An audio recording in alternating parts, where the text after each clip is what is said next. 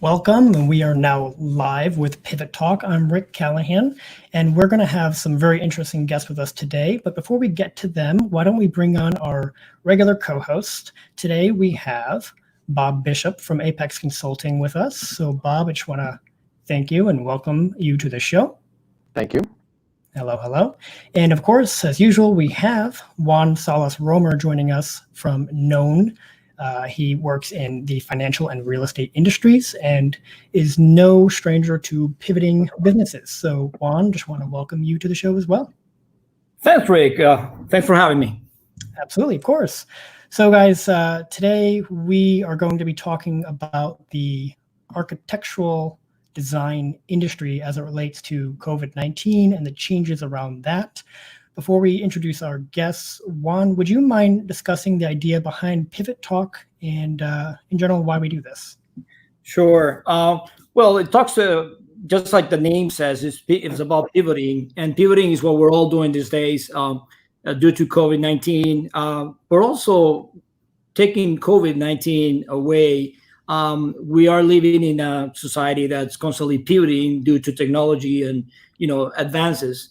And Pivot Talk was the realization of something that we thought that will combine the community aspect of the co-working space, which inspired Known to start, and the development and growth of those businesses. So we thought, you, Rick, Bob, and I, we thought about a program that will kind of case study what's going on in the industries.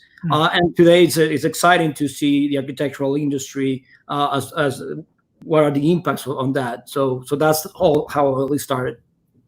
Great. So do you want to actually introduce who we'll be talking to today? Absolutely. So it's an honor to introduce Karin, Patriquin, and Paolo Campos of Patriquin Architects.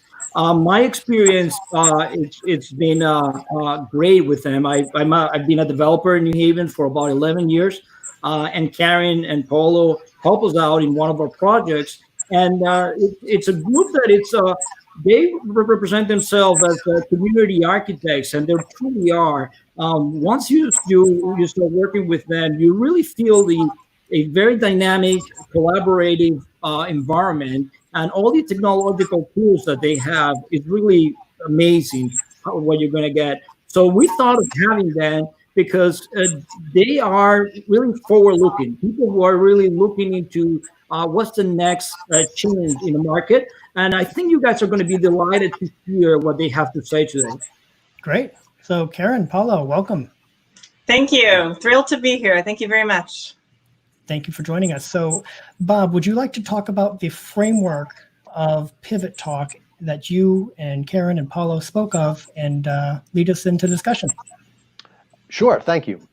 So the framework that we use is around trying to find ways to pivot, and the steps that we're going to walk through today are that we're going to talk about where the business was, where things were at the beginning of the year before things have gotten a lot crazier than we expected. Then we're going to talk about what happened, what the challenges, what the difficult challenges in front of everyone were, and then we're going to talk about a couple of things actually that Patriquin did that are pivots that help them with their clients, and from there look at opportunities for what that means for the future, both for the architectural business, their business, and the spaces in general. Great. So I know that Paolo, Karin, you guys have some material today that we might want to review. If at any point you want us to bring it up on the screen, please just let us know. And as a side note to those of you watching, if you're watching this live, at any point you can leave a comment. We'll pull it up on screen. We'll respond to any questions you may have if it relates to architecture design, something specific for Paolo and Karin, ourselves, whatever works. And if you're watching this after the fact, please feel free to leave a comment. We will see those and we will reply to those as well. All right, so Paolo, Karin, do you guys want to go through a little bit of some of that material you brought onto the show today? Sure. I'll start with a little intro to who we are. Great. That'll be Paolo's screen. I started the practice 10 years ago. We'll be celebrating later this year. And we started in the early childhood arena in education, but quickly moved on to any number of other project types. Any type that you think of in your local community. So work with churches, homes, multifamily, any number of commercial projects. So we just have a couple examples here. This is our office. We are located in Fairhaven, a corner of Grand and Front. And here is our team and some of our projects. This is directly from our webpage. So we're a team of 6 at the moment. And we have some core areas that we are working in.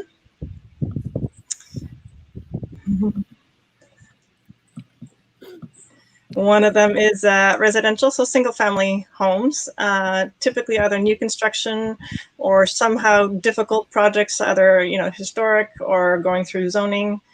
So that's also some of the work that I also began before starting the practice. And from there, educational work. So that we have a Friends Center for Children, which actually also got me to know the area of Fairhaven, which ended up finding the beautiful space that we're in now. And Slate School and Greenwich Academy, another couple of examples. And as we're going through, some of the things that we have talked about and explored more and more is the concept of, sustainability in buildings, resiliency, and what does that mean for people? We found more and more that for people, it means healthy buildings. And so, yes, the materials that go into the building, but also clean air, clean materials, and especially now, healthy and very fresh and filtered airs. But we have been, that's been one of the cornerstones of our practice. Paolo, please jump in at any time. I can get into the weeds, but I won't bore everybody. But it's been an ongoing topic about what are strategies that we've learned from some of these projects that are being implemented on other projects, and also what are things that can be learned that can be kind of retroactively applied to existing buildings and existing spaces. And that's been a big theme that we've seen as practitioners, not just in our office, but across the profession in general. So we'll get into that. I think later in the discussion. So here's some multifamily work of ours, both new construction and a historic renovation. And more and more, some of the funders of the multifamily are really asking for better quality buildings, resilient buildings, and up to sort of passive house grade quality buildings. This is oh, good. These are some cultural buildings in Guildford and a couple in New Haven. Right. So this one in the middle here is actually right up the street from our office, and it's a community support facility in a historic home. And so again, when we talk about the community architects, we're committed to helping people that are in the same general area that we're in. And whatever the project. So this is really, they need to modernize the facility, look at expansion of existing facilities to better serve the population. And so we're looking at what they could do with that existing historic building. So, and then similar on the church on the right, that's also in New Haven on State Street, where again the church was a growing community before all of this hit. And so we were in the works with them for a while to figure out how to create this new space that they could leverage during the week when it was community outreach and community support, and then the big kind of gathering space on Sundays during services and after services. And then commercial really runs the gamut. We've worked early on with Roya in New Haven, a beautiful, I mean, great bones in that building, and a lot of that was actually peeling away the layers that had been added to it. Really trying to remember that the old charm and beauty of those details, and just enhancing those details. And medical building in the middle, and that again was a historic building that was converted originally a house, and then it became retail, and then we're converted to medical. And then on the right, right across from our office, we can see it from our windows, Quinnipiac River Oyster Farm, which is for us is a real treat and something very, very unique. We started with a master plan there and looked into how to create something that works in the neighborhood, but also celebrates the early roots of the neighborhood in fishing and oystering. Well, also did you get 21st free century oysters as part of functional that? I'm just saying, did you get free oysters as part of that engagement? On a couple of occasions, we've really partaken in the yes, those benefits. Great. Well, I think it's great to see the great design being able to be matched with sustainability, and as you mentioned, the healthy building concept that you are on the forefront of, and we'll circle back to a little bit later, because I think that's something that as we've moved through 2020 has become a lot more important to folks, and people are probably understanding some things a lot better than they used to. Mm-hmm. Mm-hmm. So as you moved into March, you shared with me March 13th as being the date where things significantly changed. Tell us about that time. Well, as it happened, and luckily we had just been going through an IT upgrade to make sure that we all could work from home for snow days, for when life happens, for any number of reasons. And we never really tested it to the extent that everyone was working from home. But we just happened to have been finishing that particular week on our latest upgrade. So we tested it out, and we tested it out right away. like now. Yeah, exactly. So we realized on the Friday, we're set, we can do it. Let's just be good role models for our clients, for our families. Let's all go home. So that was obviously a very big shift, like as for everyone. We've just done a lot of interesting things since then. One happy coincidence, it's just not a coincidence, but one happy byproduct of being like that is that you see kids coming in through the doors, you see pets, you see roommates, and we've kind of gotten closer in a way that we hadn't before. So you kind of get into people's homes, which is interesting. And then professionally, we found that we've actually, obviously quickly had to learn how to be very efficient. And so some of these tools have been really, really key for us. And Paolo has some examples of those. And Paolo, I don't know if you want to chime in on some of the things that we looked at technically. Yeah, so I mean, one of the things that we did, and let me pull back for a second. Like a lot of the architectural industry, we came out of 2019 and started 2020 feeling pretty good about the year ahead. We had a nice backlog of projects. We had a lot of active projects that were going through various stages of kind of early design or technical documentation or regulatory approvals or in construction. For the audience, architects, a lot of us are part of something called AIA, which is the American Institute of Architects, kind of a national association of architects and related professionals. And AIA has for a long time maintained something called the Architectural Billing Index. It's basically a survey of what every kind of member firm is reporting. This is how much we are billing in hours in terms of project work. And there's a whole series of numbers, and I won't bore you with the details, but basically anything above a 32 means we're doing great. Between a 30 and a 32 means we could be better. Anything below a 30 is not great. So, coming out of 2019 into early 2020, across the board, I think most of us were in the 33 to 35% range. So there was a lot of hiring, there was a lot of activity going on.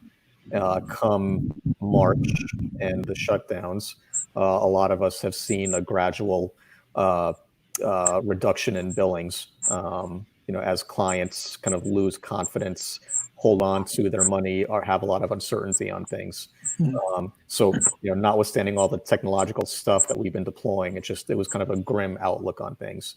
And I'll be honest, we didn't see improvement. It just kept getting worse and worse month over month. So in fact, the billing index for May is among the worst.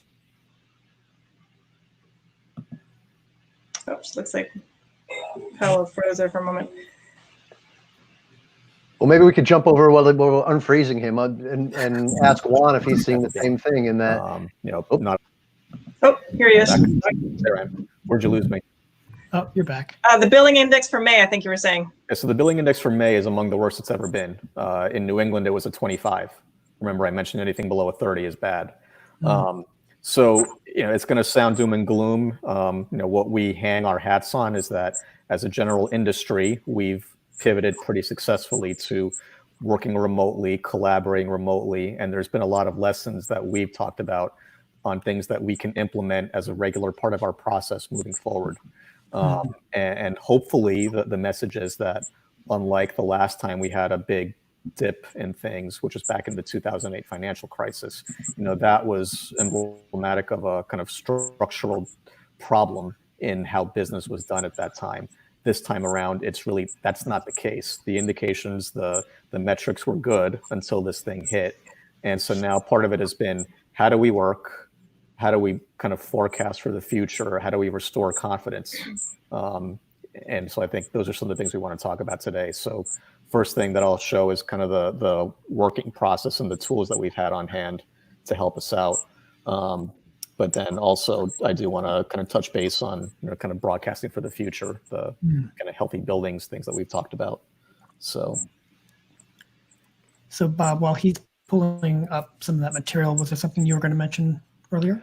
Well, I was just wanted to hear. Juan's got a lot of experience in the real estate and development area too, and wanted to see what parallels he saw or is seeing or has seen to what we were talking about with the architecture billing index being a little bit soft. Well, Paolo just mentioned something that it seems to be a pattern, almost in every industry, and it's it's investors' outlook in terms of what's going to really happen, when is the recovery really going to happen, and whether you're really going to commit capital fund for a 3-year project or a 5-year project. What's that outlook? One of the key things that people are watching is what are some of the changes of habits people are having? How are those going to be impacting the demographics of cities, and whether the project that before it really makes sense because it was prepared for a millennial crowd going into the city, is that value proposition still there? So a lot of things are being questioned right now on the multifamily sector. There are some niches in the market that are happening right now, like in case in point, New York, going into Connecticut, for instance. You see a lot of trend of escaping the big cities and going into more of the suburbs. And if we conceive Connecticut as like a suburb of some sort of New York, Connecticut is getting slowly but surely getting a lot of influx from that market. Just to point out one of the opportunities that we're seeing in the market. Yeah, we were, we've all been watching about how things are opening and who's doing what. And when someone has to move their home, for instance, someone has to move for whatever reason, the real estate on the residential side moved pretty quickly to these 3D virtual tours, so that they were safe. And now we're seeing that also in the commercial space. And we put our first proposal together, not having been to the site or met the client in person, but just looking at their video, the one that was supplied to them by their commercial broker. So it's interesting because there's some pros and cons to all of that, but it's really interesting to see how things are evolving there. Yep. So you guys seems to be almost at the forefront of what's coming, and I'd like to hear what Paolo has to say about how you guys are really out there for trying to guess what the next opportunity is, and how do you align all the things that you've created throughout 10 years of history and really into something that, okay, here's our experience and here's the way we're going to be working with you from now on, and how do you reduce that uncertainty? I would love to hear about that. How do you manage that uncertainty? Yeah. Well, the first thing that happened is that, we have to continue serving our current clients. So that's absolutely the first goal. And that's really where we concentrated for the first, month solely. And that's where it became really interesting because we were forced to have virtual only meetings. And we've just really come up with a way to both keep our own internal team motivated and efficient and productive and, really jazzed to work on projects, as well as engage our client in what is usually a very, very collaborative process. And so part of that has really been, a huge part of that is the technology. So this is the first You ready? presentation we had to make virtually that you see on the screen here. This was for a project in Guilford that, in particular, Karin is leading the charge on this. But this was the first time that, Karin is presenting to an architectural review commission who looks at kind of the design of the buildings and is tasked with saying that, yes, this does fit within your neighborhood, your historic neighborhood. And this was all done through very similar to what we're doing now. There were people around the screen instead of the table. So kind of talking heads like what we have here. And those were the commission members, and that was Karin presenting. And then you'd have people sliding in to, members of the public to give their commentary or give their feedback and input. And so it's a very different process. Usually we're standing, in front of the commission, 5, 10, 20 feet away. We've got boards behind us. Maybe there's a screen that you can kind of point to and click to. This is completely, everybody's looking at a screen, not looking at you. It's more difficult to read body language and kind of read visual cues. So it's a different process than what we were used to. But, kind of going through it quickly, this is kind of the new normal. So explaining the process of precedent research gathering.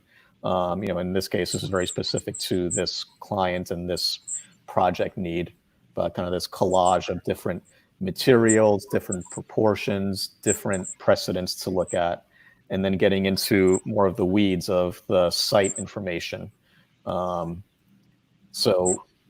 Building elevations, these are kind of the deliverables that we usually use, the tools of the trade that we use to convey the design intent. Whereas you can stand there and point to specific windows, I can point at my screen right now and think I know what I'm talking about, but nobody can see it.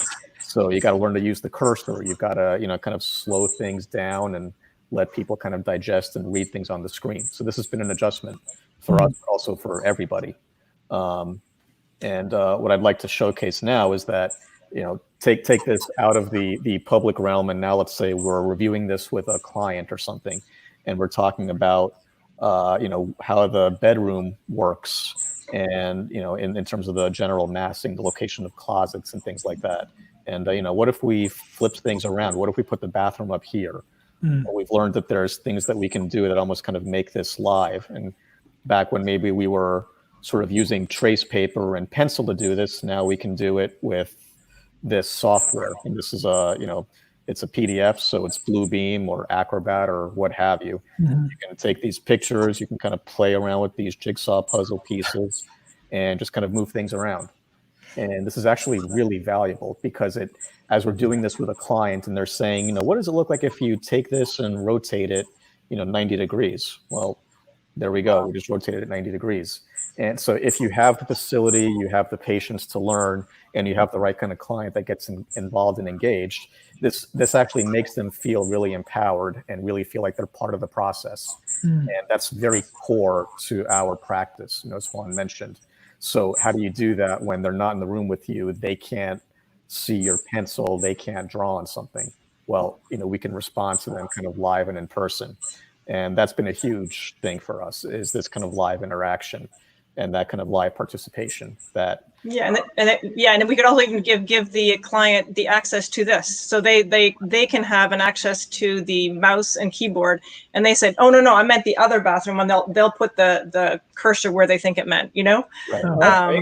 So it becomes it can become really interactive. And then the other part of it now is that we show those areas as being things that we worked on. You write a little note, and instead of writing a 5-page or 2-page document that talks about our meeting notes, we have it all in graphic form here.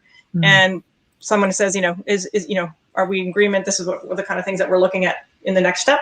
Yes, let's move ahead. Wow. So it becomes very. It helps with the tracking of some of the discussion points and decisions that we made during the meeting as well. Wow. So it sounds like there's a lot of new ways of doing things that might take some time to learn and might be a little challenging, but using this as an example, it seems as though that the ability to shrink lead times, if you're able to iterate much more quickly like this, there seems to be a pretty big benefit there. Yeah, absolutely. So that's definitely been one of the really surprising parts, because we didn't sort of think, how can we do this more efficiently? We're stuck with an issue. We do what we can, and all of a sudden realize, you know what? This is a really good way to move things forward.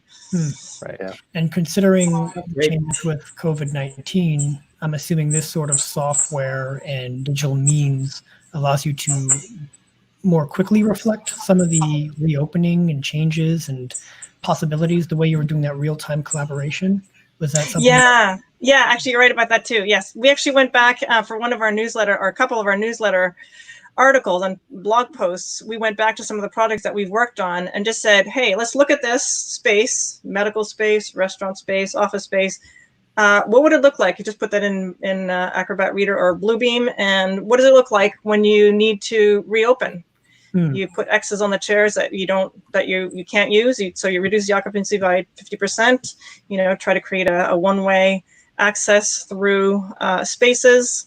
Just helping people visualize what some of these guidelines are that are being sent to us in a written format from the state or from whomever.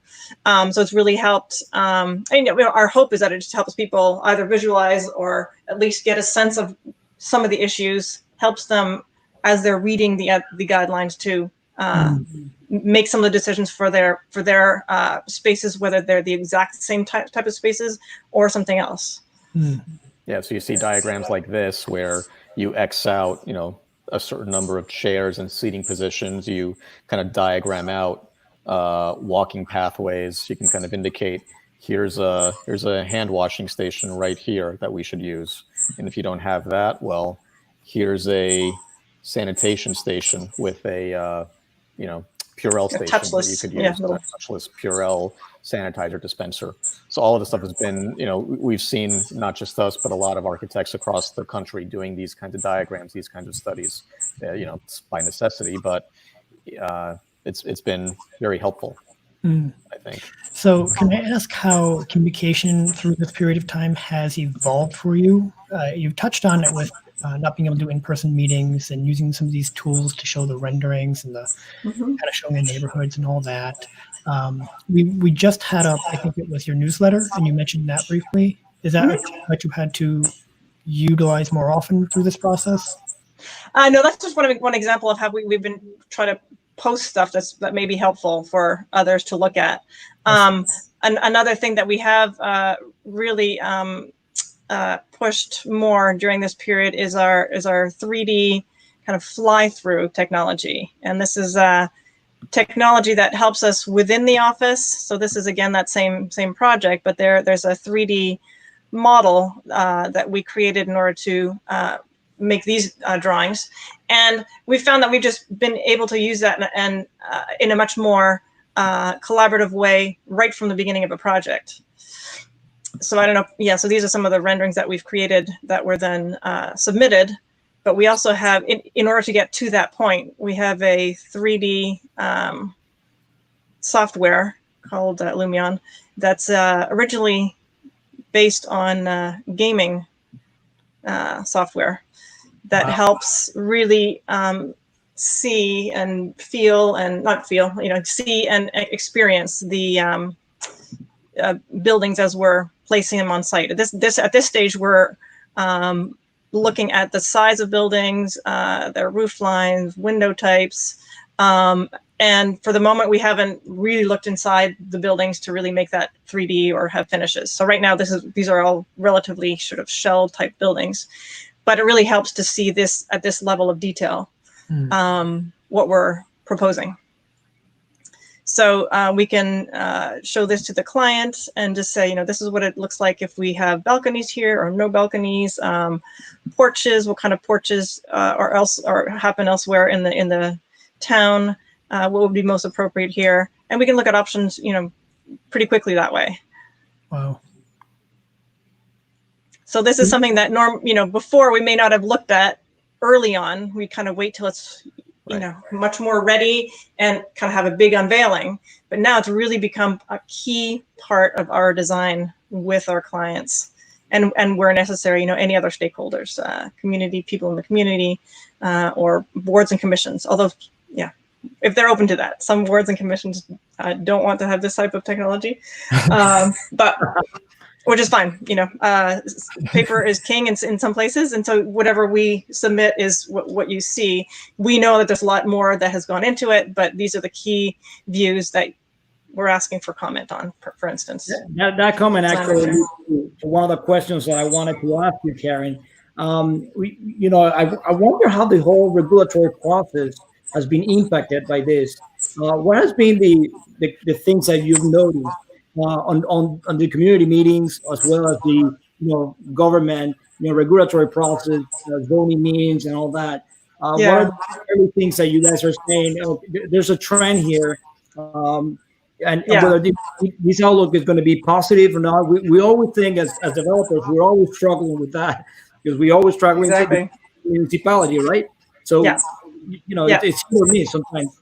But could you comment on that? Whether this? Yeah, absolutely. Well, we had, as offices always do, we have projects at different stages. So for some projects, we were looking for a permit. Well, there's one project that had a permit. It was sitting on someone's desk in City Hall in New Haven, and the building shut down. Right. So there's that. There are other places where we were looking for early staff meeting, town staff meeting.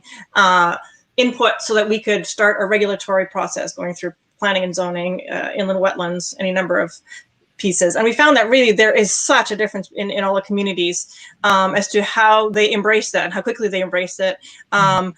Some really being more cautious, some really wanting to make sure that attorneys were online right away. Others have just said, let's really encourage people to keep working, because it's really important that we get things going while making sure that there is the due process. So it's really, really interesting to see how different communities have responded. But I'm hopeful that it really has helped. Certainly with submissions, for instance, we're seeing much less paper that's wasted with multiple copies of huge drawings, and people are getting used to seeing things digitally. So that I think is a really positive thing. And hopefully it streamlines other public input, for instance. I think for some, when you have a public meeting, some people who may not be able to on an evening head out and go to the local town hall may be able to go into Zoom and see what's going on in their neighborhood. That is a positive. They can even be asked to speak, or they can speak if they want to. And then on the other hand, there are some that are not as technologically proficient. So for them, it would be a hardship. So it's interesting to just putting myself in the shoes of town officials, how to look at all those different aspects, especially when it comes to public meetings. It's really important that public does have an opportunity to respond if they want to. Yeah, but happy to hear that. I mean, absolutely, the creation of content that this is driving is just unbelievable. So, like you said, you can watch the recording and don't leave anything. So I think that's absolutely a positive on this. Great. Yeah, Bob, you had other? Sure. Yeah. Well, I'm curious. You mentioned in the last project that we were just reviewing, 3D walkthrough that wasn't that you weren't to that level yet. But I was wondering if you could share something with us that shows how the 3D walkthrough looks. Oh, yes. That'd be great. Sure. I think, Paolo, we have the Trinity Baptist Church. So that's an interesting project in that this is a big building block in New Haven between State and Orange and between Grove and Audubon, which previously were these two buildings here, the two historic buildings in a giant parking lot, right? Since then, since we first came on board, a very large residential complex has grown around it. But one thing that also happened at that point is that there's a street that connects, now it's a private street that connects behind the building. So it's allowed now the church to have an entrance from what was the back of the church, and it allows then us to create a new building that connects that historic church, the historic parish house that goes with it, Wow. to this new building, which has classrooms and meeting rooms and sort of fellowship rooms in the fellowship room in the basement. So this isn't what first was going to be an addition, but it's really kind of its own building that connects everything. It has an elevator, which just helped with the accessibility to all the spaces. And this is one that has much more detail than the previous one that we looked at. So in this one, we can actually, walk through the doors as if you're a parishioner on a Sunday. It's a little bit choppy here because we're going over probably 2 or 3 layers of connection. Cool. But the idea is that you can walk in, you can see these finishes, you can get a sense of what you're going to be looking at when you come in. You can see the church to the left. You see a check-in counter for when you're bringing your child to the Sunday school, and a new connection to the church. So now that we're sort of in the driver's seat there, we can decide, and then we can show all sorts of things that normally wouldn't have necessarily shown in a rendering of a project. You can go into some rooms to show different finishes, different furniture layouts. Here we're going down the hall into the children's ministry, and I think we can go into one of the rooms that may have some furniture in it. Oh, So my new here. That's okay. Driver's a little bit inept, but Rusty. Yeah. But this is looking into the children's ministry, and one of the rooms where you have, this would be the kind of infant toddler room. So kids are just learning to crawl or beginning to kind of walk on their feet, but holding on to something. So you see, mom and dad drop off the kids in the care of the providers. The providers bring them into this secure, kind of warm, welcoming facility, while the parents go, next door into the church. So Previously those were 2 separate buildings. So in this case, it really helps to have everything connected. Oh, there's another one there. Right. So here's another one where we peek in here. This is for a slightly older audience. So, and then I'm going to do something magical. I'm going to drop us down through the floor into one of the big meeting spaces below. And so this was really key for the church to understand. This is what we're getting. We need a big meeting space without columns, and where we can have just big open discussions or luncheons or whatnot. And so this was the kind of thing that got not only the leaders of the project, but sort of the whole congregation. When they saw this, it was the aha moment. And so that level of engagement, and then just seeing kind of they want us to be warm and welcoming. So we adjust flooring, we adjust cabinetry, we kind of pick the finishes and showcase it here, just so they get a sense of things. Wow, and feel confidence. And now we're going to fly through to magically upstairs, where let me make the unveiling here. We'll go through the wall. Special kind of elevator you put in the building. Yeah, exactly. Sometimes we usually literally walk into the elevator and go up. It's very funny. But this time, to be quicker, we didn't do that. Yeah. And this is another key room for them. So this room is something that allows them to host outside speakers or have other community conversations, community gatherings. So it's really interesting for them to see that. And we also at some point showed, 2 or 3 different layouts for that. It can be something where you have it's a luncheon, or there's something where it's a little concert, so we can show any number of types of furniture layouts for those kind of things. But this really, and then here, this moment right here, where we're now on the 2nd floor, we're looking down into that new connection to the church was something that was also a surprise to them, because this used to be a window similar to the windows that are outside. And we've now turned this into a beautiful entry really into their church from the new building. And that was something that they hadn't really pictured or imagined. And we were all excited about it. We sort of pictured it, but it's those things where you can show things in a way that is easily understandable. People understand that sort of first-person gaming thing where you're walking through. Yeah. So this has really helped us at different levels. At the beginning of a project, right through to the end, we're looking at the types of wood that's going to be on those windows. Does it make sense to have, what kind of woods is it? Is it something that reflects something that's already in the building? Is it, all those kind of decisions. Wow. That's great. It feels like a game. Like you said, Paolo, feels like you're playing a game as you do it. Yeah. You should be getting everybody a joystick, Yeah, exactly. Wow. So the thing that this doesn't cover, but that we've been talking more and more about, I think we alluded to it earlier, is the sort of healthy building nature of things. And that it doesn't come through here explicitly, but when we talk with the owner about picking certain finishes or talking about certain kinds of lighting and other elements, things like big open windows that let in a lot of daylighting, or lights that change color throughout the day to mimic the sun. These are all things that are kind of known and proven to improve people's health as they live inside these buildings. And picking materials that don't have a lot of volatile organic compounds. They don't smell, like they don't have a new building smell, or they don't have formaldehydes that make us sneeze a lot or get sick a lot. And that really has been a core area of our practice as well. And so we'll showcase some of those things in here and say, this is what the finish that we're talking about looks like. This building has a flooring that's 100% plant-based. All the binders, all the resins, it's stuff that comes from plants as opposed to petroleum products. So it doesn't have the off-gassing. It doesn't smell. It's much healthier for kids to be in, for adults to be in.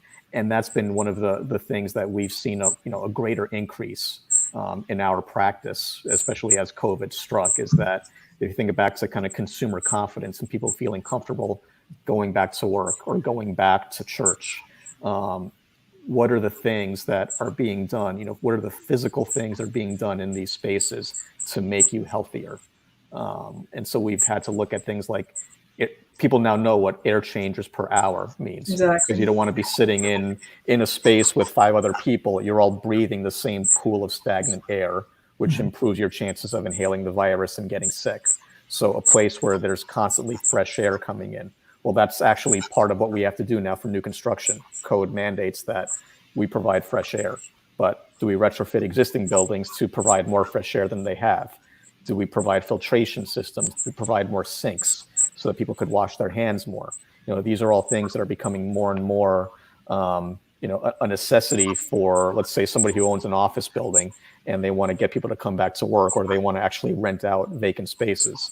So what do they have to do to, pivot and, change the way that they do business in their building to make it attractive for people to come back and make people feel safe to come back and want to come back and be productive and interact with their peers. So. Wow. So going forward, do you see, are there certain types of projects or sizes of projects that you see as being strong for the remainder of 2020 versus, right, there are certainly some places that are more challenged, but are there sweet spots that you're looking at? Well, it's interesting. I think is a lot of any list of projects that we're working on will have something that will be completed within 2, 3, 4 months. Like there are some that are going to be 4 or 5 year long projects. We're finding that some projects that are longer term, people are thinking about doing the preliminary steps to get to a point where they can test things, run some numbers, and then feel out what funding might be, whether it's private funding or public funding.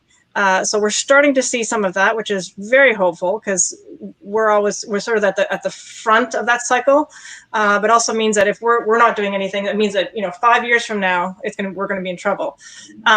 We're finding that on the residential side, single homes, people who either have the opportunity of renovating something either that they don't live in or an area of the house that they can't live in. That's sort of an easier thing to do. Office, in medical is obviously there will always be a need for medical. So we have seen some medical projects that are having some interest again, knowing that we want fewer patients and staff in the halls. So they are trying to grow to make that possible. Office is the opposite. Office is the big unknown right now. We haven't seen much there. Schools are a big one. Yeah. Schools, both Karen and I are parents of school-age children. And, one of the things is we can't go back to work really until we have childcare through education again. From September through May or June, we send our kids off to school, and that's where they learn, that's where they interact with their peers, and that's where they get the childcare that we can't provide because we're at work. And without that, kind of social contract thing, it's hard. But also, I'm not just talking about, there's been early childhood that is still going on, especially for essential workers, but also higher education is a big one. I know the Yale School of Architecture has a big problem because they have a lot of students that are international, and having an online learning seminar with your classmates works when you're all in the same time zone, plus or minus a couple of hours. But what happens when you have students that are in China or Australia and you're meeting at 2:00 in the morning their time? So how do you make that work when part of your whole kind of product is you're in this kind of melting pot of ideas and culture and peers, and you can't interact with them anymore? And so we're seeing a lot of those clients, trying to figure out, how do we reopen? How do we keep people safe? What are cohort methods that we can employ? What are space restrictive measures that we can employ? What are because it happened in March, and even the higher ed at least had 2 full months of teaching. There is that learning curve that has started. So is there a hybrid situation? And it's interesting for us as architects to talk about these things with some of our clients. We're also reading up on everyone else's ideas around the world about how they're doing that. And there likely is going to be a hybrid where, if you have a class that's normally Monday, Wednesday, Friday, maybe you have Monday only or Monday, Wednesday in person, and the other one is online, so that the other part of the group can be in an in-person situation.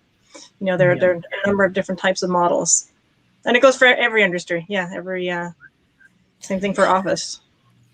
So just a quick reminder to those of you watching, if you're watching live, feel free to leave a comment. We're down to our last few minutes of the program.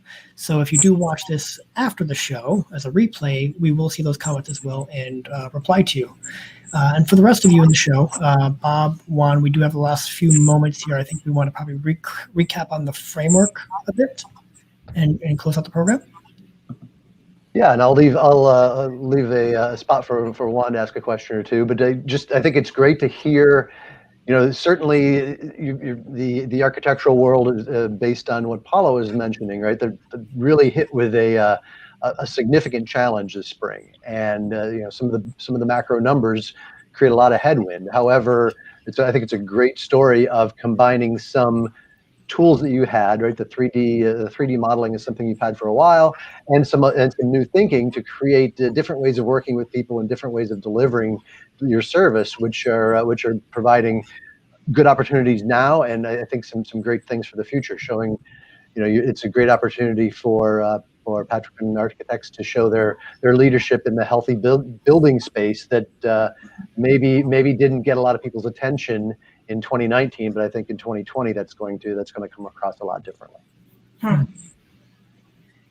Yeah. Well, just to wrap it up, Paolo, you mentioned students and all that. By the way, today we learned that Yale is asking the students to come back on August, which is a great news for New Haven, for Connecticut in particular, because of all the the statistics on the COVID.